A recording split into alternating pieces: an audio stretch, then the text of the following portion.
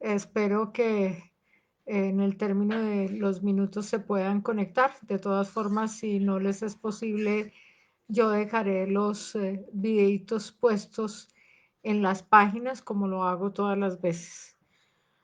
Dora, muy buenas tardes. Muchas gracias por unirte a esta transmisión.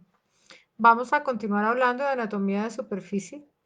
Estábamos hablando acerca de la importancia de la pared abdominal. La pared abdominal tiene un componente cutáneo y un componente muscular, y el componente muscular tiene la función de ofrecer resistencia a la tendencia expansiva de los líquidos, sólidos y gases que se alojan dentro de la cavidad abdominal.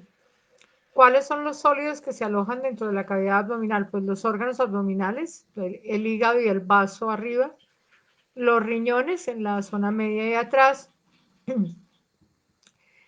todo el tracto digestivo prácticamente, porque está el estómago, el duodeno, el yeyuno, el ilion, el apéndice secal, el ciego, el colon ascendente, el colon transverso, el colon descendente, el sigmoide y el recto ya está en la cavidad pélvica. En estado de preñez, el útero, después de la semana 8 de gestación, empieza a ser sobresaliente en la pared abdominal. Y cuando tenemos la vejiga llena, también la vejiga puede ocupar el segmento inferior. La resistencia de la musculatura es de vital importancia para la mecánica respiratoria, es de vital importancia para la mecánica del flujo del tránsito intestinal. Rebeca, me encanta que estés ahí. Saludos muy especiales a tus hijas. Es de vital importancia para el tránsito intestinal, para evitar que haya estreñimiento. Entonces, tener una pared abdominal fuerte mejora la condición del tránsito intestinal y disminuye las posibilidades de estreñimiento.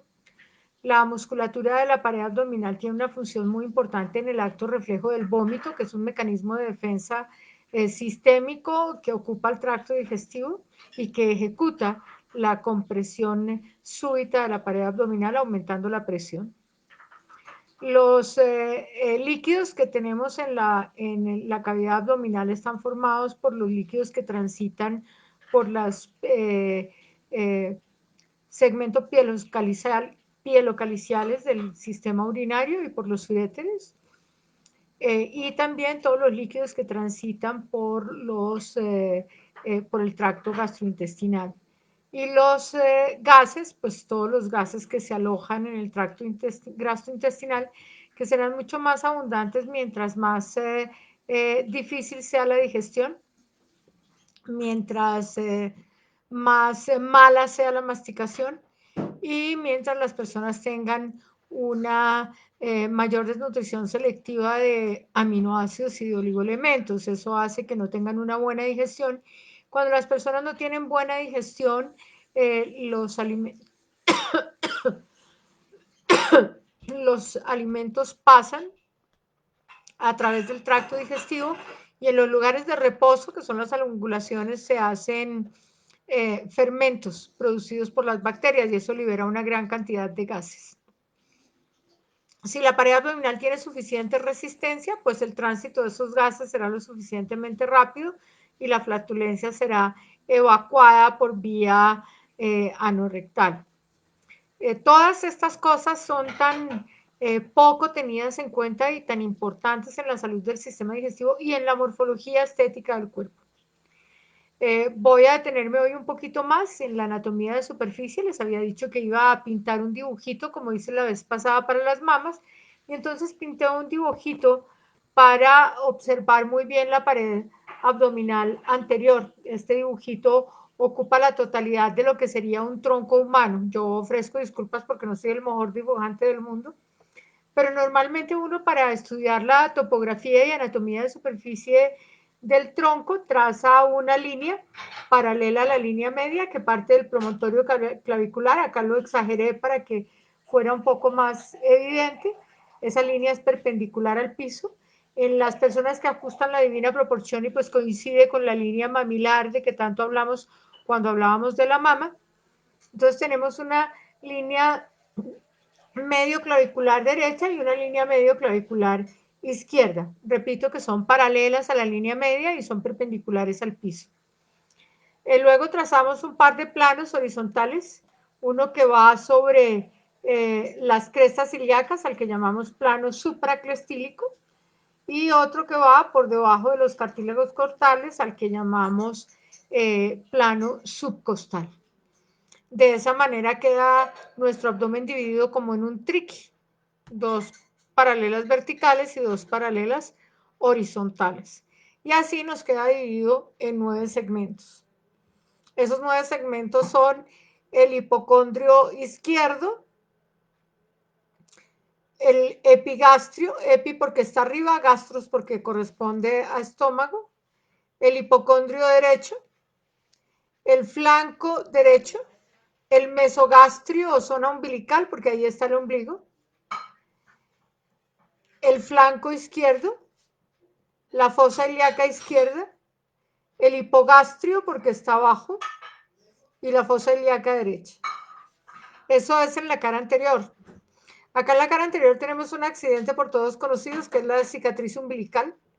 De la cicatriz umbilical parte una línea que es el rafé de la línea media que tiene una pigmentación levemente más intensa en todas las personas y obviamente más visible en las personas que tienen fototipos oscuros, que se llama la línea alba. Sin embargo, esa línea ocupa toda la línea media del tronco desde la horquilla esternal hasta la sínfisis púbica. Estos segmentos que identificamos en la pared abdominal tienen una importancia semiológica muy grande porque en ellos se van a proyectar los órganos. Y ya que en ellos se proyectan los órganos que hay dentro de la cavidad abdominal, también nos permite a los que hacemos medicina interpretar los dolores. En lo que se refiere a la condición estética, hago una referencia muy importante porque la mayor parte de la gente dice que los flancos están en este espacio que realmente no es el flanco, sino la cara lateral del abdomen. La cara lateral del abdomen se encuentra entre el borde costal y el borde de la cresta ilíaca. Es una superficie donde solo tenemos tejido muscular formando la pared y no hay ningún tipo de estructura ósea y ella recibe el nombre de ijar. Entonces, cuando la gente coloca las manos entre sus crestas ilíacas y sus bordes costales hacia la cara lateral del abdomen, no está tocando los flancos, está tocando los ijares. Los flancos son los que están adelante, al lado y lado del mesogastrio, o de la región umbilical. El ombligo no está siempre en el centro del abdomen, puede estar levemente más arriba o levemente más abajo del centro del abdomen. Eso depende de la condición de formación y de entorchamiento del disco trilaminar durante el fenómeno de gestación. En la pared abdominal hay una serie de situaciones que se suceden en medicina estética. La primera de ellas son los cambios pigmentarios, sobre todo en personas que tienen fototipos oscuros, la piel suele tornarse extrañamente más clara y hacer un fenómeno que se denomina semiológicamente una pitiriasis alba, porque hay zonas que son muy claras. Lo mismo sucede en algunos niños en el rostro, acompañando a veces a la dermatitis seborreica. La pared abdominal es una zona de la piel que normalmente no está fotoexpuesta, entonces uno no espera tener pigmentaciones solares, pero puede presentar ese tipo de cambios, que son cambios asociados a perturbaciones de carácter metabólico por malas costumbres alimentarias en personas que tienen resistencia periférica a la insulina. El ombligo es una cicatriz en la que confluyen una serie de cordones fibrosos, como hablábamos la semana pasada, esos cordones fibrosos que durante la etapa fetal eran los que comunicaban la sangre a través de las arterias y de la vena, y la orina a través del alantoides, la sangre hacia el hígado y la orina hacia la vejiga. Esa presencia de esas fibras cicatrizales dentro de la cicatriz umbilical contraindica cualquier procedimiento mínimamente invasivo al nivel de la cicatriz umbilical por varias razones. La primera de ellas porque normalmente en la mayor parte de las personas la cicatriz umbilical es deprimida y entonces va coleccionando polvo y va coleccionando residuos del manto hidrolipídico y residuos epicutáneos con el paso de los años. Entonces tiene unas poblaciones de gérmenes mucho más densas y además mucho más potencialmente patógenas que las poblaciones de gérmenes que normalmente tenemos en cualquier segmento de la superficie de la piel. Si nosotros inoculamos sustancias o hacemos mesoterapia, por ejemplo, o colocamos agujas de acupuntura dentro del ombligo, vamos a asumir el riesgo de introducir gérmenes hacia esos cordones fibrosos y en consecuencia hacia la vejiga a través del cordón fibroso del alantoides o peor aún hacia el hígado a través de los cordones fibrosos que representaron en la etapa fetal las arterias y la vena umbilicales. Así que desde el punto de vista bioenergético hay algunas cosas que se hacen alrededor del ombligo, pero no dentro de la cicatriz umbilical. La medicina tradicional china contraindica la puntura del ombligo como contraindica la puntura de los pezones. Existen ciertas acciones en la conducta piercing que colocan piercings en los pezones y que hacen cierta manipulación de los pezones. Eso particularmente en las mujeres está contraindicado porque el trauma puede favorecer la presentación de carcinomas ductales, que son los más malignos de todos los cánceres de mama. Volviendo al ombligo. Entonces, cuando nosotros intervenimos estéticamente el ombligo, generalmente intervenimos el contorno del ombligo, todo ese cojín de grasa que hay alrededor. En la pared abdominal de la mujer tenemos un cojín graso de diámetro mayor horizontal sobre la parte superior a nivel del epigastrio y tenemos otro cojín graso que circunscribe el ombligo. Ese cojín graso que circunscribe el ombligo y que la gente llama popularmente la dona, tiene un volumen mayor en el segmento inferior que en el segmento superior y esta está dado por razones de carácter genético hormonal.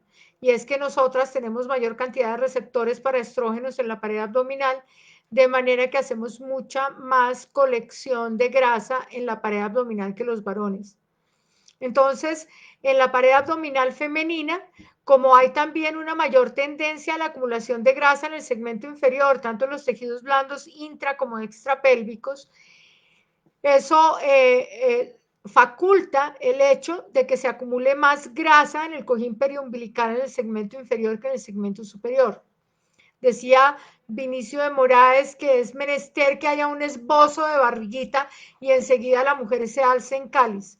Pues ese esbozo de barriguita lo que está mostrándonos al observarlo es que esa persona que tiene esa adiposidad concéntrica a su ombligo es femenina, que tiene una función hormonal femenina con una suficiente cantidad de estrógenos que le permiten fijar grasa en la zona.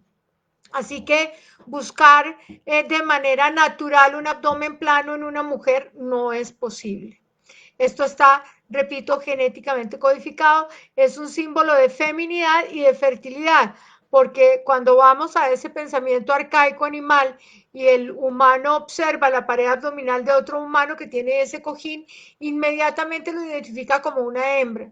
Y si el cojín es lo suficientemente prominente para llegar a todo su cerebro instintivo, inmediatamente se inclina eróticamente a esa hembra y la convierte en un eventual posible encuentro de compatibilidad genética para poder procrear y para poder preservar su DNA, porque realmente el quid de la vida es la prevalencia del DNA y lo que buscamos con las relaciones es mantener la actividad de nuestro DNA mientras estamos vivos y las posibilidades de que nuestro DNA prevalezca a través de nuestra descendencia. La grasa de los ijares en la mujer también es levemente más gruesa. En general, el panículo adiposo de la pared abdominal en las personas puede tener entre 0.75 y 1 pulgada de grosor, pero mientras que en los hombres es uniforme y parte desde la cara posterior, desde la zona de panículo adiposo que cubre el cuadrado de los lomos, en la mujer no es así. En la mujer parte desde el borde externo del cuadrado de los lomos, que en la espalda coincide con la línea paraescapular, y tiene un engrosamiento moderado a nivel de los ijares y luego tiene estos engrosamientos de los cojines grasos de la pared abdominal de los cuales estábamos hablando a nivel del epigastrio y a nivel del cojín graso periumbilical. Esta condición grasa. Hola Sara, muy buenas tardes. ¿Cómo puedo ayudar a mi paciente adolescente con acné a través de la aplicación de ampollas con la técnica de mesoterapia? Uy, más tarde te contesto esta pregunta, Sandra, porque estamos trabajando sobre la morfología de la pared abdominal. Eh, Estas condiciones marcan una importante diferencia entre la pared abdominal del varón y la pared abdominal de la mujer. Los varones están genéticamente codificados para no acumular grasa, por tanto el panículo adiposo de la pared es sumamente uniforme en todo el contorno. Mientras que las mujeres estamos genéticamente codificadas para acumular grasa y de una manera característica de género. Entonces es mucho más fácil la reducción del panículo adiposo en un varón cuando el varón es disciplinado con la alimentación y con la actividad física que en una mujer, aun cuando sea disciplinada con la actividad física y la alimentación apropiada. El otro problema que tenemos las mujeres con la pared abdominal es que nosotras no estamos genéticamente codificadas para tener musculaturas muy potentes ni grandes masas musculares. Hola, Doris Adriana, me encanta saber que estás aquí. Y Dani también, muchas gracias por estar aquí. Esta condición hace que nosotras tengamos cierta labilidad en la pared abdominal y que con alguna frecuencia fallen ciertos elementos de los tendones conjuntos de la pared abdominal y podamos hacer hernias inguinales en etapas tempranas de la vida o hernias crurales también en etapas tempranas de la vida. Cuando las mujeres empezamos nuestros periodos reproductivos y quedamos en estado de preñez, el útero va a crecer y va a ocupar gran parte del espacio abdominal, va a aumentar la presión y va a demandar más resistencia por parte de la musculatura de la pared abdominal. Resistencia que no necesariamente se va a llevar a cabo por fortuna, ya que se requiere la capacidad distensible para permitir el libre crecimiento del globo uterino. Pero eso en mujeres que tienen malas condiciones nutricionales o en mujeres que tienen laxitud ligamentaria va a causar serios inconvenientes en la integridad de la vaina de los rectos y de la fascia de la pared abdominal, que se puede desgarrar, se puede romper sin que el paciente se dé cuenta, dejando un fenómeno que se llama diastasis de los rectos, es decir, los rectos abdominales anteriores se separan y queda abierto en la mitad y eso es un punto de fuga de presiones de dentro del abdomen y por esa razón el abdomen de la mujer puede quedar muy prominente después de los partos, aun cuando haya reducido la masa grasa corporal. Esos fenómenos pueden producir unas herniaciones de la línea media. Esas herniaciones de la línea media obviamente hay que corregirlas quirúrgicamente. Pero ya que hablamos de hernias y línea media, es muy frecuente encontrar, tanto en varones como en mujeres, hernias umbilicales. Alrededor del ombligo, en la pared abdominal, no en la piel, sino en la pared abdominal, tenemos un anillo, es el anillo umbilical, por donde van a pasar los vasos hacia el hígado y la lantoides hacia la vejiga. Ese anillo se debe ir cerrando con el paso de la gestación y al nacimiento, cuando se hace el corte del cordón umbilical, el anillo va a terminar cerrándose por completo. En algunas personas eso no sucede, el anillo no se cierra y queda una pequeña hernia umbilical. Las hernias umbilicales pequeñas no es necesario operarlas. En las mujeres, esas hernias pueden aumentar de tamaño durante las preñeces por el mismo fenómeno por el cual se sucede la diastasis de los rectos y entonces las mujeres requerirán una corrección quirúrgica de esa hernia después de terminada su vida fértil, digámosle así. En el caso de los hombres, tampoco es necesario que se intervenga quirúrgicamente con prontitud, pero los hombres presentan un fenómeno degenerativo de la pared del intestino que produce diverticulosis con más frecuencia que las mujeres. Eso aumenta la disbiosis intestinal y aumenta intensamente el contenido de gases en la cavidad abdominal. Ese aumento del contenido de gases produce un aumento de las presiones que aumenta la presión en esa zona con un anillo dilatado y se puede provocar una herniación que requiere obviamente la corrección quirúrgica. Muchas veces los varones también son obesos además y es importante intervenir quirúrgicamente para evitar complicaciones. Las cirugías selectivas son mucho menos complicadas, son más fáciles de llevar en el pre y en el postoperatorio que las cirugías de urgencia que tienen un muchísimo más alto riesgo. La pared abdominal, tanto en el varón como en la mujer, es velluda. Tiene un vello que en la mujer es un lanugo sumamente fino, que termina por un vello hirsuto sobre la sínfisis púbica que se implanta hacia abajo en forma triangular de base superior sobre las ramas del pubis y de vértice inferior hacia los labios mayores de la vulva. En los varones, en cambio, el vello de la pared abdominal, como el de la pared torácica, es un vello hirsuto. El vello de la pared abdominal y torácica del varón hace un conjunto armónico en el cual tiene una implantación que asciende, en ellos la base es inferior y el vértice es superior, y que asciende con una implantación que dirige en los vellos del pecho hacia afuera para mantener las tetillas descubiertas y los vellos del abdomen hacia arriba y hacia afuera.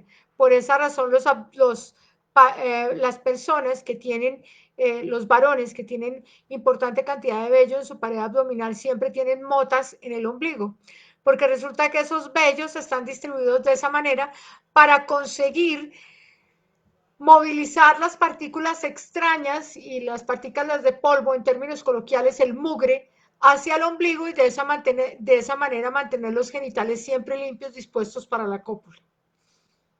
En el caso de las hembras, la pared abdominal no acumula mugre, el ombligo acumula mucho más poco que en el varón, rara vez se encuentran motas en el ombligo de las mujeres, y los vellos púbicos que se implantan sobre el pubis crecen hacia abajo y hacia afuera con el objeto también de mantener el introito vaginal limpio, y además se deben mantener con una longitud aproximadamente de 1 centímetro para que hagan un atrapamiento del moco sin tener excesos de crecimiento de bacterias, para mantener los genitales limpios y asépticos de manera permanente. ¿Por qué necesitamos esas condiciones tóraco-abdominales para mantener los genitales limpios?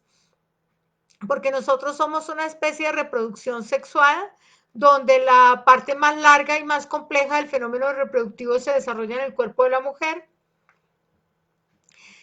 Pero las hembras de nuestra especie tenemos un celo al mes y una preñez al año. Eso significa que siempre que no estemos preñadas debemos estar dispuestas a la cópula. Por eso nuestros cuerpos están diseñados para mantener los genitales limpios. Además, como vamos a ver más adelante cuando empecemos a hablar de miembros inferiores y de periné y genitales, vamos a ver cómo nosotras no tenemos una manera de exponer violentamente nuestra condición estrogénica y nuestra aptitud para la preñez, como tienen otros primates que no tienen nalgas. A nosotras nos toca de otra manera. La cara lateral de la pared abdominal, como les dije, constituyen los ijares, y en la cara posterior tenemos un par de masas musculares paravertebrales que están conformadas principalmente por un músculo muy fuerte que garantiza la permanencia del tronco erecto durante la marcha, que se llama el músculo cuadrado lumbar. Ese cuadrado lumbar está delimitado afuera por la línea paraescapular, y las mujeres acumulamos grasa de ahí hacia afuera y hacia adelante, mientras que los hombres acumulan grasa desde el borde interno del cuadrado lumbar. Por eso ellos tienen una cojín de grasa que no es un cojín, sino es su panículo adiposo aumentado de tamaño, de manera completamente circunscrita en todo el contorno abdominal. Las mujeres, por la condición natural de nuestra pelvis, tenemos un poco más de lordosis lumbar y tendemos, sobre todo algunas que tienen las mamas muy grandes, a tener un poquito más pronunciada la curva de cifosis dorsal, que también se va marcando intensamente con el proceso de envejecimiento y nos va modificando intensamente la actitud postural. En los hombres no sucede este fenómeno, ellos tienen una pelvis muchísimo más pequeña y en consecuencia no hacen una importante corrección de su lordosis lumbar, salvo que tengan fenómenos de rotoescoliosis.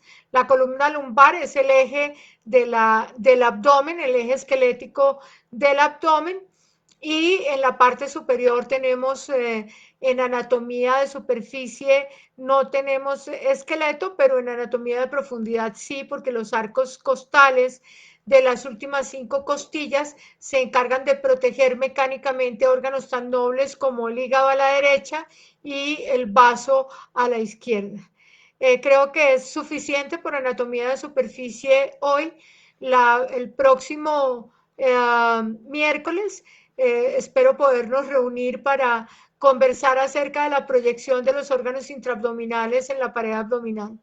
Y para no cansarlos con mi presencia, la charla que hacemos normalmente los viernes, la voy a proyectar para este sábado para que podamos encontrarnos nuevamente a seguir hablando de temas varios e interesantes que tocan con la estética y la medicina estética y la práctica de todos los días. Como siempre, un placer estar con todos ustedes. Muchas gracias a todos los que se conectan. Anastasia Ignacia, Gerena Nina, Dora, muchas gracias por estar aquí presente. Rebeca y Sara, muchas gracias por estar presentes desde Facebook. No olviden que esto queda puesto en la página de Instagram, @doc.cataoficial. Queda puesto en las páginas de profesionales de Facebook, que son Doc Cata y Doc Cata Oficial. Y más tarde queda subido en la página de YouTube, que es Catalina Ucros Vega. Estoy muy agradecida con todos ustedes. Tengo ya más de 200 suscriptores en las páginas, tengo 1000 suscriptores en Instagram. Es importante que ustedes colaboren con todos sus colegas y con todas sus amistades que trabajan en el medio compartiendo estos videos que no tienen información excesivamente técnica ni excesivamente sofisticada, pero sí contienen información muy útil para todos los que trabajamos en esta área. Darle me gusta a los videos parece que es algo muy importante para las plataformas en las cuales se emiten y replicarlos es muy importante para todos nosotros, para ustedes, para mí y para los colegas. Que tengan una feliz tarde y nos vemos el sábado.